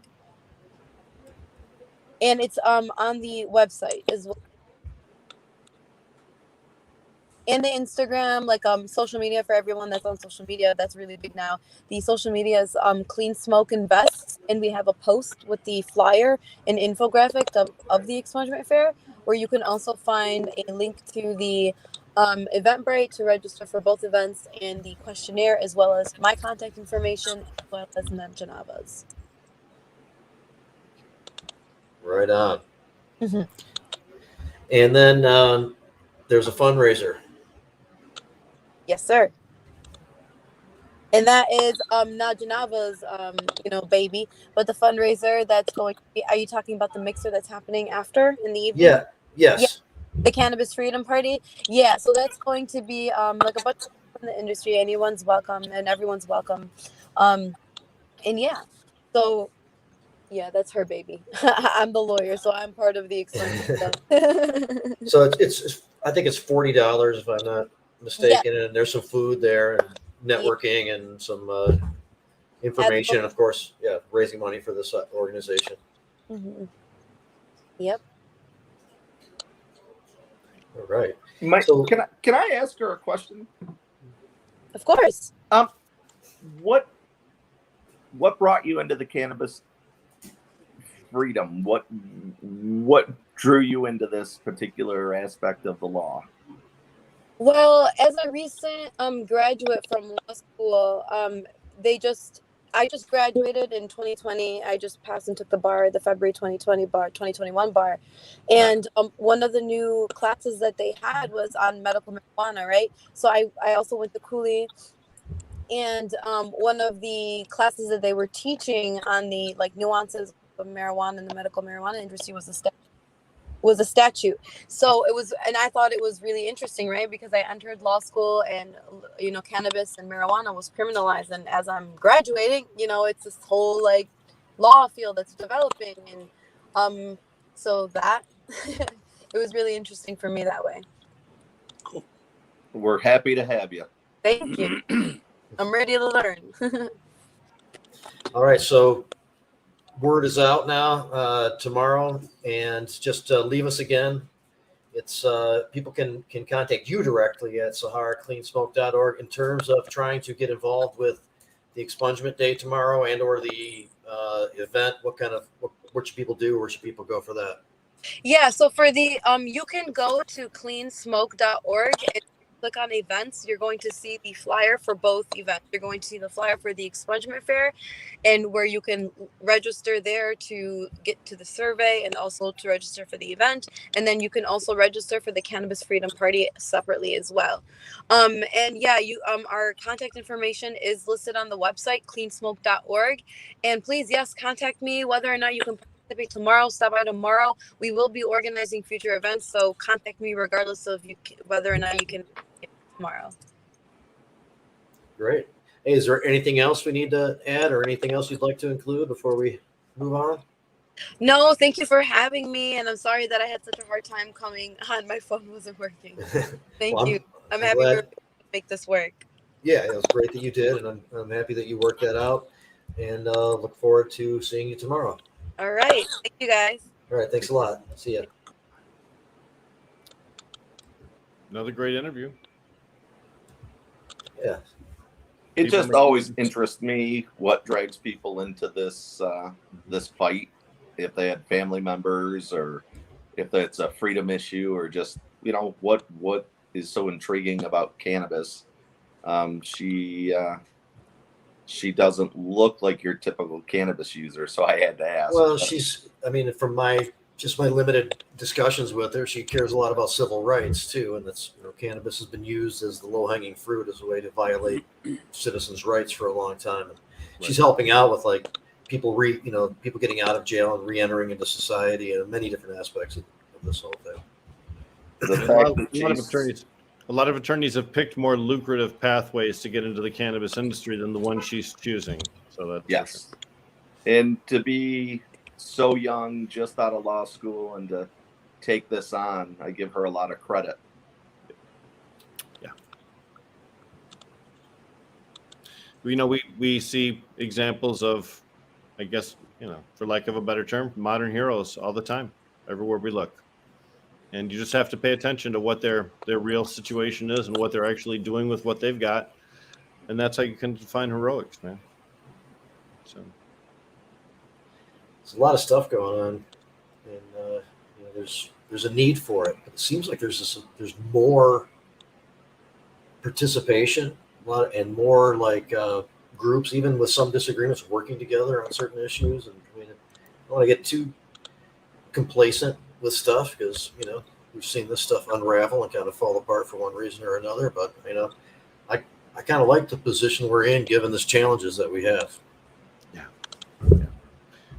I think we have a lot of people who are interested nowadays. In the past, Adam could speak better to this than myself, but in the past, it was always difficult to attract people to the cause of cannabis law reform if they weren't actually cannabis users. And even if they were cannabis users, it was still difficult to get them to show up in order to support something.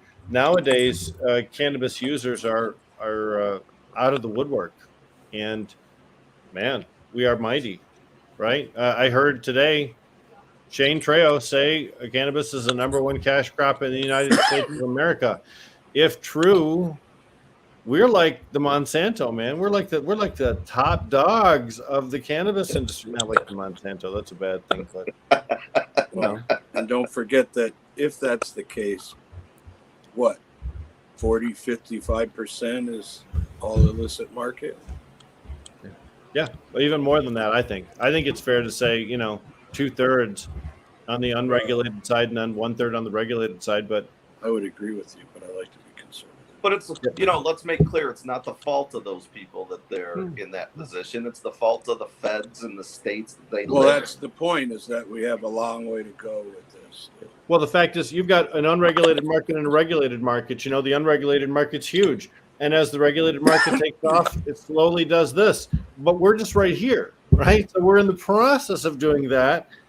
But the MCMA, they want this today. They don't want to do this long, slow process. They want immediate results. And that's why they want to attack the caregivers and the home cultivation rights of patients, and also the home cultivation rights of every adult 21 and over. Don't think that's not their eventual goal, too.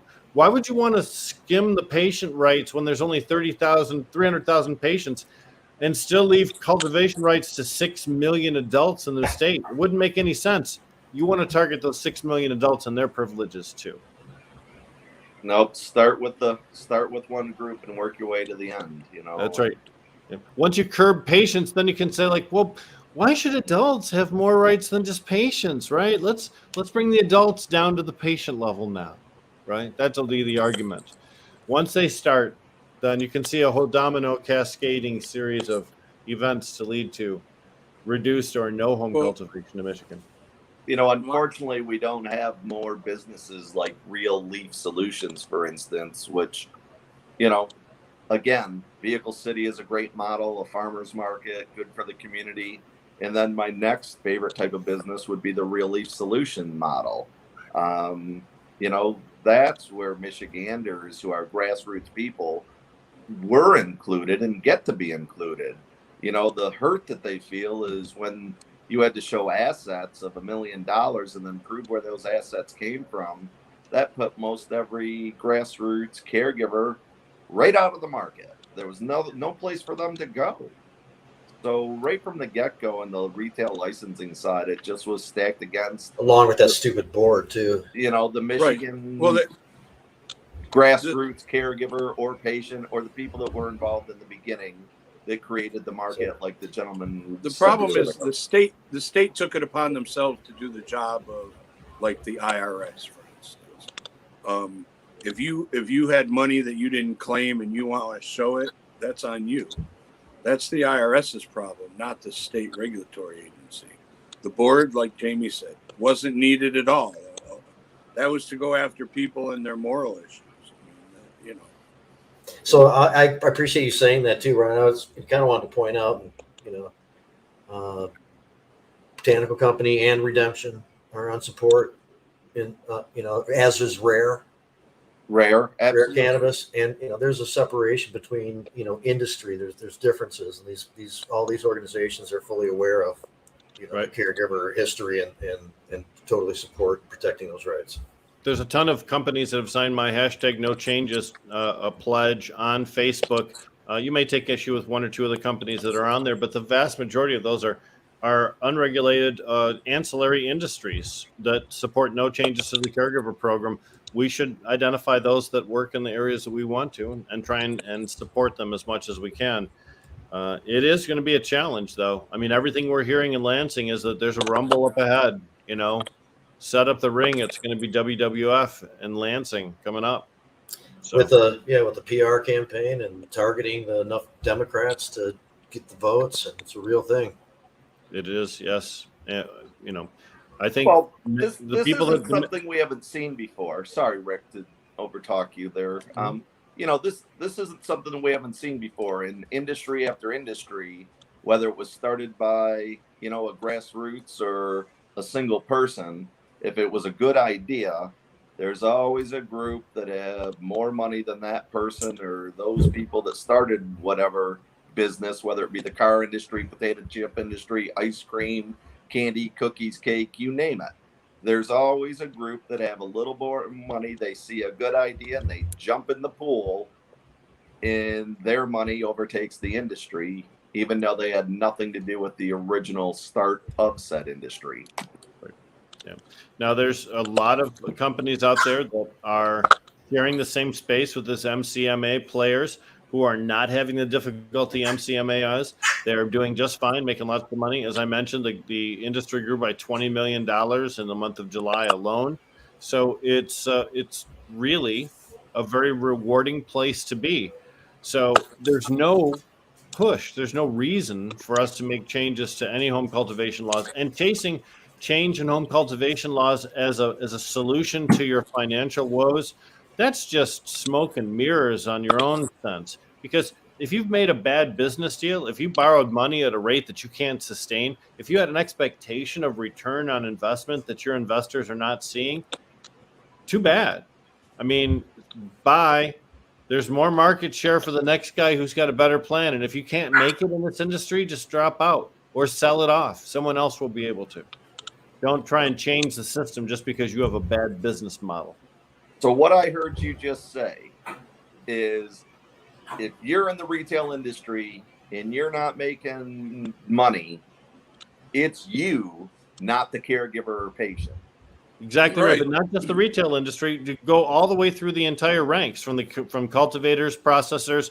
If there's a problem with your industry, you can't trace that to caregivers. Caregivers are such a small part of the unregulated market. If you're really looking for a cause and you think the unregulated market is it, caregivers are this. The unregulated market is this. Right. Why are you chasing this? As we've said many times, they are a tangible thing that can be targeted. So I know. Go ahead, Adam. Sorry.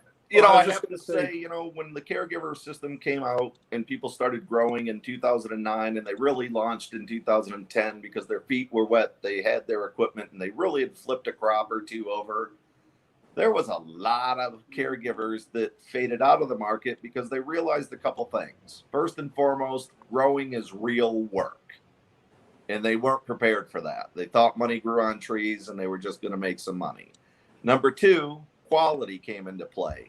Not everybody is a gardener. I mean, my parents lived up north, they're gardeners, but they have friends in the city who are not gardeners and farmers because that's not their skill set.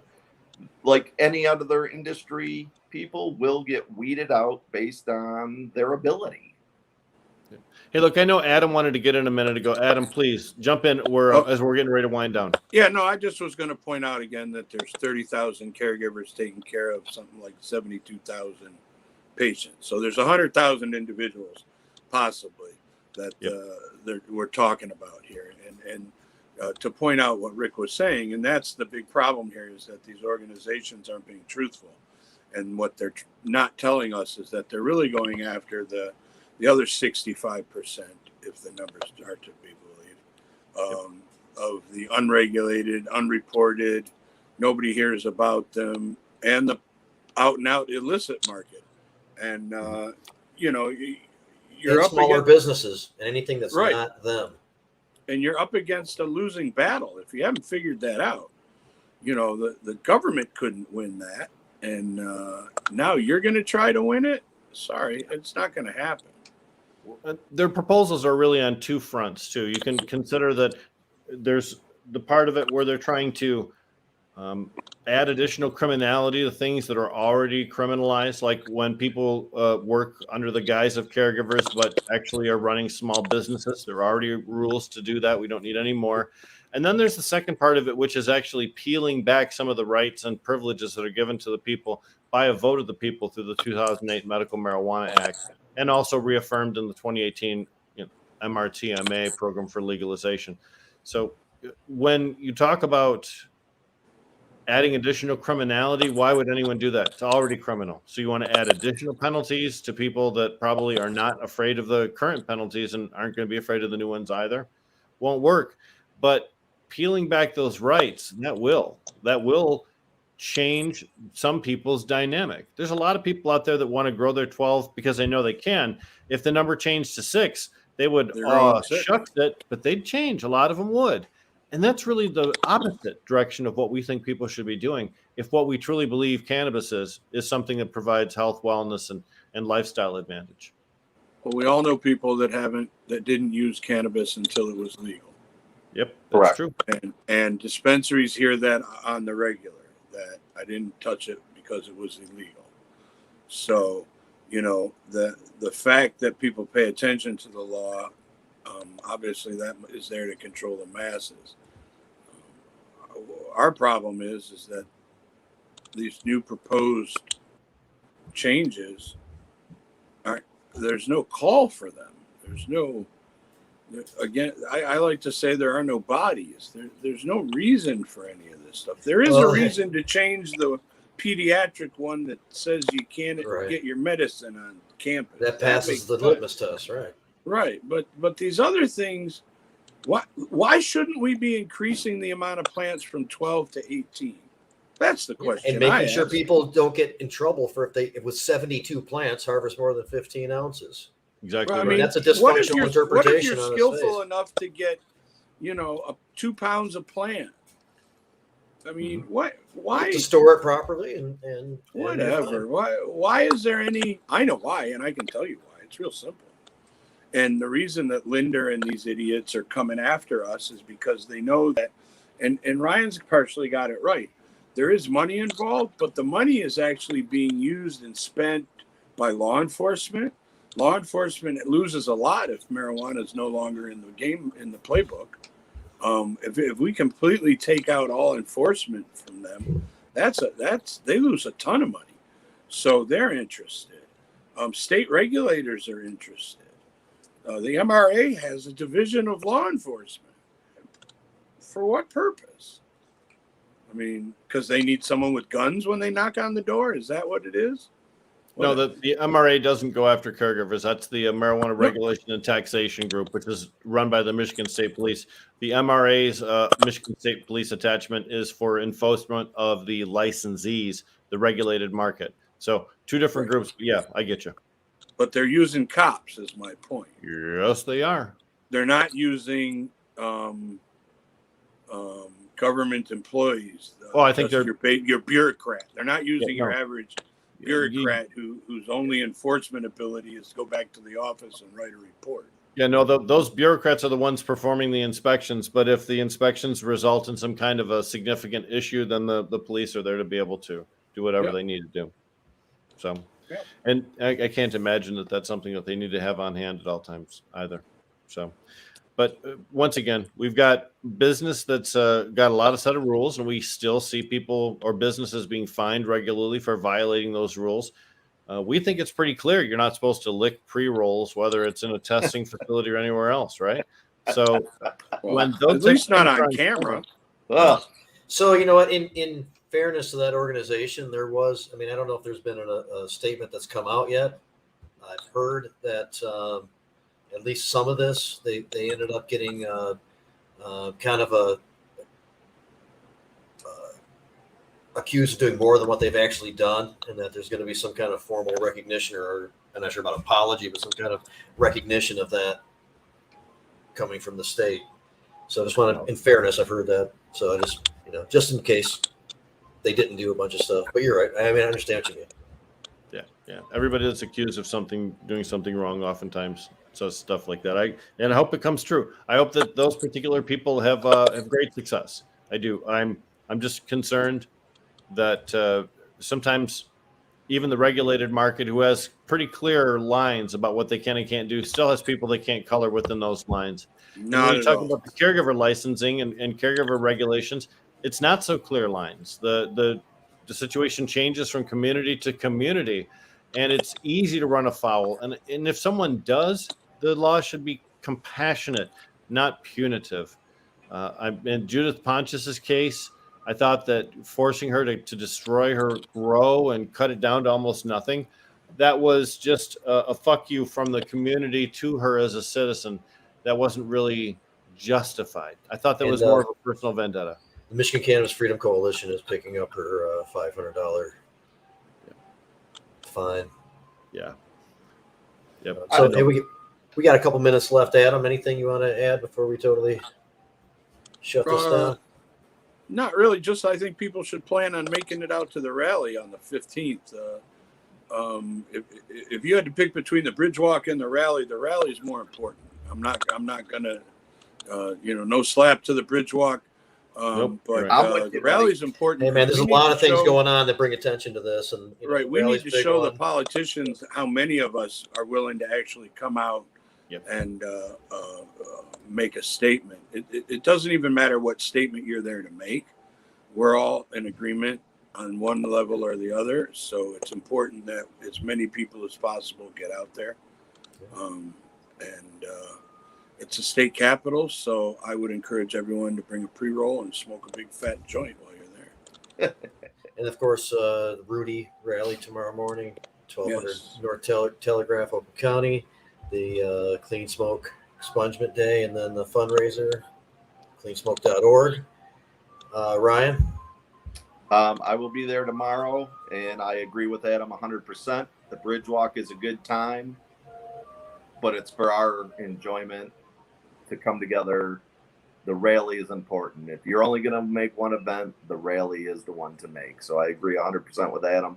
And I also want to take a minute, because every one of you guys on this panel influence a group of people in this state, and some of you influence overlapping groups, and you take a lot of heat, and you guys have been in the forefront. Adam, you've been doing this longer than the two gentlemen and myself.